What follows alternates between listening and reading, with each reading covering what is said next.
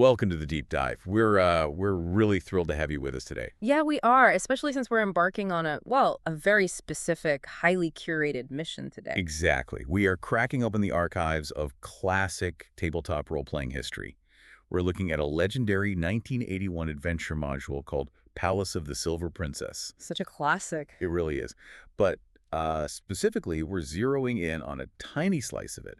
Just encounters 21 through 33 from Dungeon Level 1. And, it's such a fascinating section to isolate. Usually when people talk about these vintage adventure modules, they focus on the big overarching plots. Right, or the final boss fights. Exactly. But when you zoom in on just a dozen or so rooms, you really get to see the gears turning behind the scenes of classic dungeon design. Yeah. You see how the designers manipulate player psychology step by step. Okay, let's unpack this.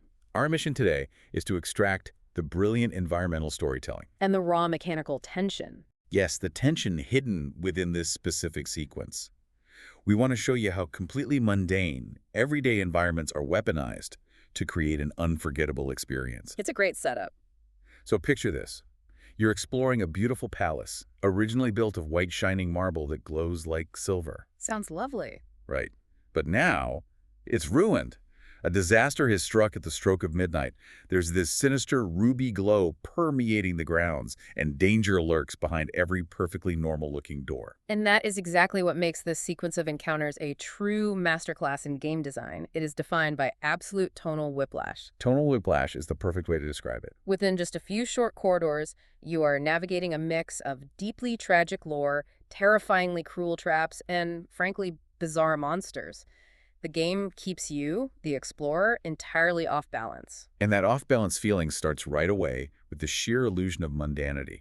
Because, if you're playing a fantasy game, you walk into a cursed palace expecting nonstop horrors. Right, goblins around every corner. Flaming skulls, that sort of thing. But this section of the palace still bears the practical, boring hallmarks of everyday life. Take room 21. It's the storeroom. The infamous storeroom. You cautiously open the door, weapons drawn, and, well, it's just shelves filled with wooden crates. And what's actually inside those crates? Just carefully organized weekly tins of iron rations for the palace guards. Iron rations. Yeah. For anyone who hasn't played, iron rations are basically the standard issue survival food for adventurers. Hard-packed bread, dried jerky, the incredibly boring stuff you eat just to stay alive, that's all that's in this room. It's wonderfully mundane, and honestly, it's a brilliant design choice. How so? Because as a player, finding a room full of jerky feels a bit like a letdown when you're looking for gold. It might feel like a letdown in the moment, sure, but those empty or mundane rooms are absolutely crucial to the pacing of the experience. Oh, to give you a breather. Partly, but think about it from an architectural standpoint. By taking the time to give you a sense of the palace's functional ecosystem, Like showing you where the guards ate. exactly where the food was kept, it grounds the environment. It makes the palace feel like a real place where real people actually lived and worked. That makes total sense. And you see that again right down the hall in room 26. You push the door open, ready for a fight, and you're looking at an innocent, empty schoolroom. Yeah, the schoolroom always gets people. There are little wooden desks, small chairs, a blackboard against the wall, no monsters, no treasure, just this paused, quiet moment of childhood. Right. And then room 31 is just a freezing underground ice cave where the palace staff hung their meat. Exactly. When you're constantly fighting for your life, seeing tiny school desks forces you to remember that this place wasn't built to be a dungeon. It was a home. It was a home, Yeah. and because the setting feels real, it makes the bizarre and deadly elements hit that much harder when they finally appear. You're lulled into this false sense of security. Which brings us to one of the greatest spooky fake-outs in the entire module. Oh, I know exactly which one you mean. Room 29. So put yourself in the shoes of the explorer here. You're already on edge. You approach this room, which is labeled as the fitting room. Okay. In the center is a 5 by 6 foot folding screen. From behind that screen, you hear this forlorn, wailing sound echoing through the chamber. Maybe. Very. And projected onto the wall, you see two vaguely human-like shadows. They're about 4.5 feet tall. They have no heads, No heads. no arms, and they are dancing wildly. A truly terrifying visual for anyone creeping through a cursed, ruined palace. You're practically reaching for your dice to roll for initiative at that point. Absolutely. But then you bravely step behind the screen, ready to face these headless ghosts, and, well, here's the reveal. The big reveal. There is no ghost. There is no monster. It is literally just a lit lamp casting the shadows of two wooden dressmakers' dummies. They're just carved wooden torsos mounted on metal rods. But what about the dancing and the wailing? The shadows look like they're dancing because a breeze is blowing through the open door, making the lamp flicker. And that same breeze blowing through the cracks is creating the wailing sound. What's fascinating here is how this brilliantly preys on your imagination. It really does. It actively teaches you that not everything in the dark is a monster. When you realize it's just dressmaker dummies, there's this huge exhale. A laugh around the table, maybe. Oh, for sure. It creates a powerful false sense of relief. And by doing so, it expertly lowers your guard for the actual lethal threats that are waiting just around the corner. Oh, it completely lowers your guard, and it also distracts you from the deep, tragic lore hidden right there in the rubble. Let's talk about the rubble. Let's look at room 22. You walk in, and it's total devastation. Rubble covers the floor and completely blocks the stairs that once led up and out of the dungeon. A literal dead end. Exactly. And through the cracks in the collapsed stone, you can catch a faint glimpse of a sinister red glow. And this is where we get some incredible environmental storytelling. That rubble isn't just random dungeon dressing. It's the fallout from a man named Silverheart, the palace alchemist. Right, the alchemist. The lore tells us that the evil influence of this magical ruby, the Eye of Eric, drove him completely insane. His botched experiment blew up this entire section of the palace. And the cool irony is, even if you spend hours clearing all that heavy rubble, literally digging your way out, you still can't escape. Because of the glow. Right, that deadly red glow of the Eye of Eric outside surrounds the palace. It's an impenetrable barrier. It's a structural dead end that tells a story of panic and sudden destruction. The disaster struck instantly at midnight, and you are literally walking through the petrified aftermath of this kingdom's worst moment. Which brings us to the sheer sorrow of room 23. Yeah, this one is rough. You find this hidden secret room, and dominating the space are 4 statues of a young girl, each in a different pose. But if you look closely, no 2 statues look alike. They aren't generic carvings. No, they're not carvings at all. Right. These are Princess Argenta's flesh-and-blood ladies-in-waiting, literally turned to stone by the curse. It's a horrific realization when it dawns on you. But the real heartbreak is sitting on a plush chair in the center of the room. Resting there is a leather-bound book. It's Princess Argenta's personal diary. Finding a diary in a role-playing game is usually just a massive lore dump, but this one is incredibly poignant. It really is. You open it, and the very final entry stops on the day before the disaster. She writes about her love, Ellis the Strong, arriving on his noble white dragon. Ellis the Strong. She writes about how he swept her into his arms, how he proposed, how she playfully acted reluctant before finally giving in. And the very last line says their wedding is set for 2 weeks away, when they will invite the entire kingdom to celebrate. It's devastating. You're standing in a room with her petrified friends, reading about a wedding that will never happen. It's a heavy emotional beat for a game that's usually about kicking down doors and taking loot. But here's where it gets really interesting. Because the module doesn't just let you sit there and cry over a diary. No, it certainly doesn't. Alongside this beautiful tragic lore, waiting between the statues on the north wall, is a 4-foot-long, giant tiger beetle. A giant tiger beetle. Yes. It has a striped shell, it is starving, it is carnivorous, and it has powerful mandibles ready to snap you in half. Imagine trying to wipe away a tear over a canceled wedding while a giant bug is trying to chew on your leg. That juxtaposition right there is the defining signature of this entire sequence. It forces the explorer to process deep emotional tragedy while actively fighting off absurd, terrifying wildlife. It's so jarring. And it reinforces that tragedy nearby, too. Just next door in room 24, the fountain room, you find these majestic tapestries. One shows Princess Argenta on a silver throne. The other shows Ellis the Strong in his black plate mail. So you can't escape the backstory. The environmental storytelling is constantly reminding you of the kingdom's romantic downfall, even while giant insects are trying to eat you. The environment isn't just full of hungry wildlife, though. It's rigged with deadly ingenuity. The traps in this section are notoriously brutal. I want to talk about room 30, the butcher's room. Oh, the butcher's room. Let's get into it. You walk onto blood-stained sand. There's a massive wooden butcher's block in the center, meat cleavers hanging on a rack. It's a grisly, intimidating scene. But the real danger isn't a butcher ghost. Hidden right under the sand, right in front of the butcher's block, is a refuse pit trap.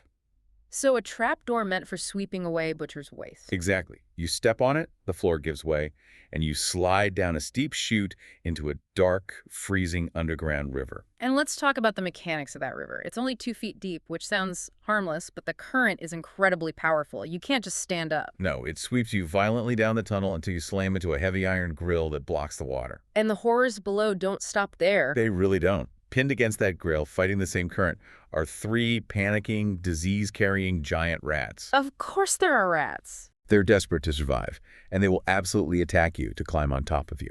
And if you somehow manage to fight them off and search the water, you find the skeleton of a previous victim still clutching a sack of coins and a beautiful jade ring carved with dragons. Wow. It is a complete miniature horror story happening right beneath the floorboards. It's an incredible use of verticality in dungeon design. What was once a simple, practical way for a palace butcher to wash away refuse has become a watery, claustrophobic grave for adventurers. It turns the mundane architecture into a weapon.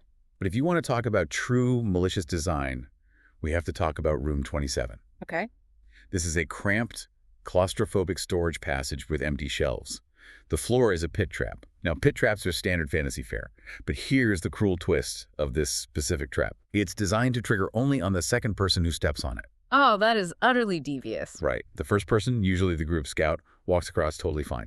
They turn back and say, "Path is clear, guys." They think it's safe. And then the second person steps on it. Yes. The floor swings open, dropping them 10 feet down. Then, the cover swings back up and locks shut, trapping them alone in the dark. If we connect this to the bigger picture, the psychological brilliance of this trap design really becomes clear. In any group exploration, whether in a game or in real life, the standard safety tactic is follow the leader. Right. If the scout makes it, we're good. Exactly.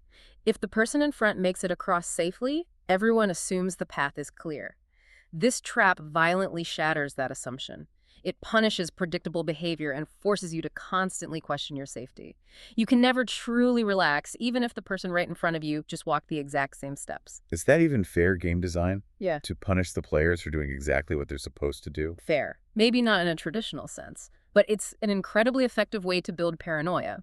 It tells the players that the architect of this dungeon is actively trying to outsmart them, not just passively block them. Oh, and it gets worse. Does it? Once the victim is locked in that 10-foot pit, small openings appear in the walls, and oil starts pouring into the pit until it's a foot deep. Oh, man. And then another opening appears in the ceiling, and a torch drops into the oil. Wait, a lit torch? Thankfully, no. Because the palace has been abandoned for so long, the module specifically notes that the torch is unlit when it falls. It just splashes into the oil. What a relief. But imagine the sheer terror of sitting in a dark pit, ankle-deep in oil, and hearing a wooden torch clatter to the ground next to you. It's a remarkably sadistic piece of engineering for a simple storage passage. It's purely psychological terror at that point. Exactly. And the palace doesn't just rely on mechanical traps. It relies on ambush predators that use the environment against you. Like in the anteroom. Yes, room 25, you see what look like 2 totally normal statues of warriors standing in an alcove. But they aren't stone. You're going to love this. They are living crystal statues. Yes, life forms literally made of crystal instead of flesh, standing perfectly still, just waiting for someone to walk by. Or room 28, the library. You walk into this quiet room filled with shelves of books and scrolls, extra candles on the tables, an unlit fireplace. It looks like a safe place to rest, heal up, and read some lore. It sounds so peaceful. But clinging to the ceiling right above you is a giant crab spider. Naturally. It uses chameleon-like powers to blend perfectly into the stone vaulting, just waiting to drop down on unsuspecting students reading by candlelight. A classic and terrifying ambush. Though, to be fair to the designers, the library does offer a highly thematic reward for those who actually manage to brave the spider. It does. If you carefully search the shelves and the scrolls, you can find a magic scroll containing the spell web. Oh, that's brilliant. You fight a giant spider, you earn the ability to shoot webs. It's those little thematic details that make the whole module click. But let's shift away from the terror and the traps for a moment, because there's something genuinely mystical hidden here, too. Let's talk about room 32. Rowena's room. The tone completely changes when you open this door. It really does. It feels entirely separate from the rest of the ruined palace. You walk into this rectangular room, and there are beautiful tapestries on every wall showing the life of a female minstrel.